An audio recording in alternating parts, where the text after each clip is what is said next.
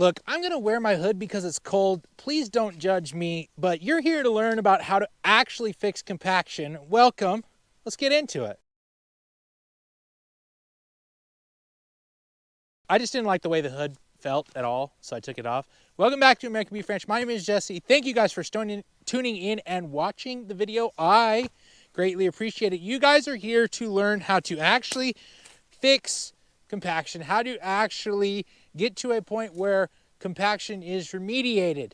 Now look, I'm not here to tell you some fairy tale. I'm not here to tell you that you can fix it 100% forever. I believe that in production agriculture, there's a couple things that are true. We're always going to have some amount of inputs, which should be less than we're doing now, and we're going to have to continually work to improve the ground. But we can make a lot of improvement, a lot more improvement than we've made in the last 50 years. And in saying that, I think compaction is a much bigger issue than most of you realize. Obviously, we know compaction is bad, but the keys in the soil that have led to compaction play into a lot bigger system that a lot of us have kind of forgotten about or never really thought about. So, okay, what is compaction? Layman's terms, there's little plates that hold nutrients and they're stacked in certain orientation. Compaction is where that orientation has been corrupted, whether that's by excessive rain, excessive pressure, and then those collapse on top of each other, and when they collapse, they combine together, they hold on to each other because there is an imbalance in the soil.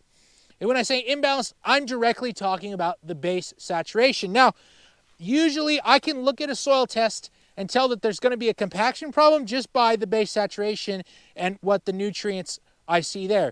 Now, when you're looking at your base saturation, like I've said before, the two most important are your magnesium to calcium. That makes up 80% of your cation exchange, and those two really are the keys to helping correct soil in its entirety. That includes fixing compaction, nutrient flow, pretty much anything to do with the soil, correcting the carbon or the calcium to magnesium ratio. So we want magnesium at about 12% base saturation, unless you have sandy soil. We can see that a little higher, about 15, because magnesium's sticky.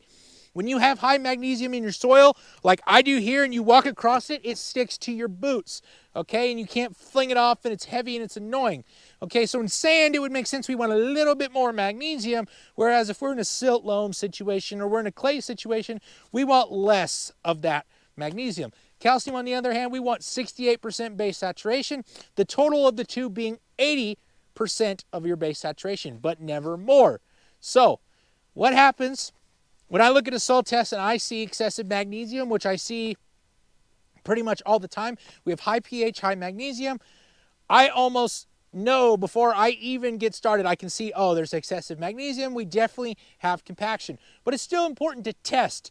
And is there any way in real time that a farmer can walk out in his field and determine where the compaction is, like how deep it is, and what kind of compaction he has?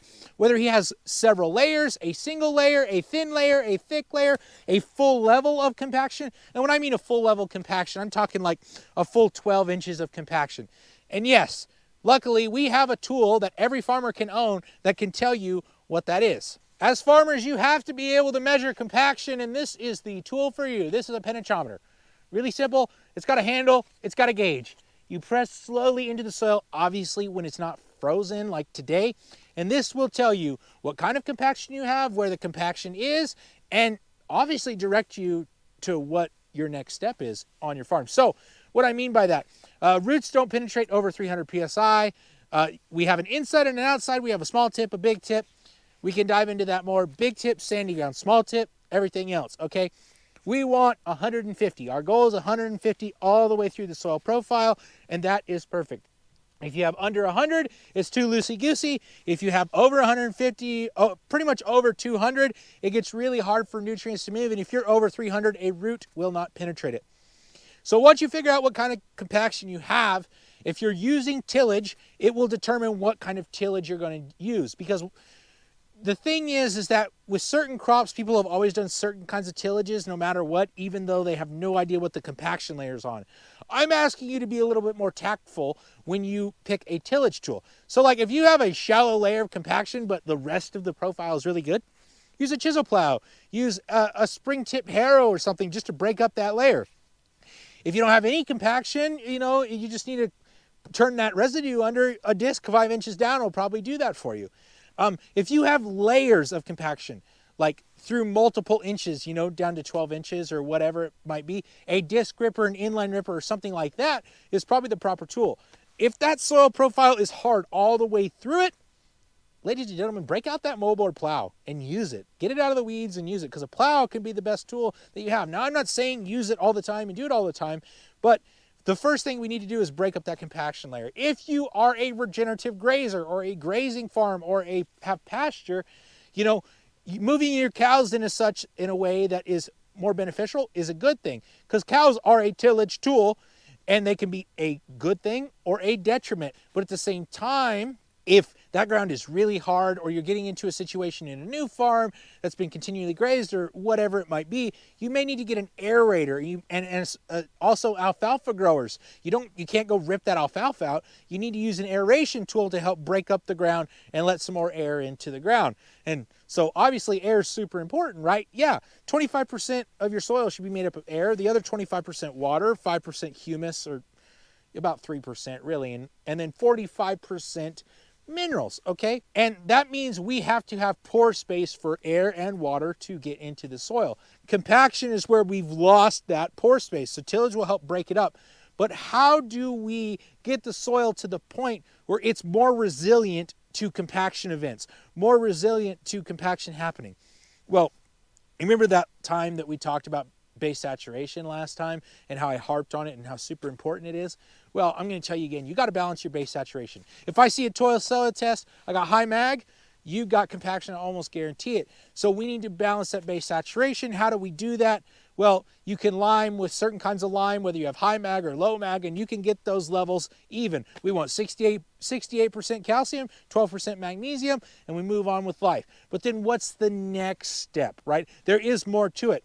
I also almost guarantee you have a lack of carbon in your soil. Now, carbon does two really important things for you. It's structure, but at the same time, it's food for the microbiology. And microbiology literally is life. Without them, we would die. So it's super important that we feed those bugs and we give them a home.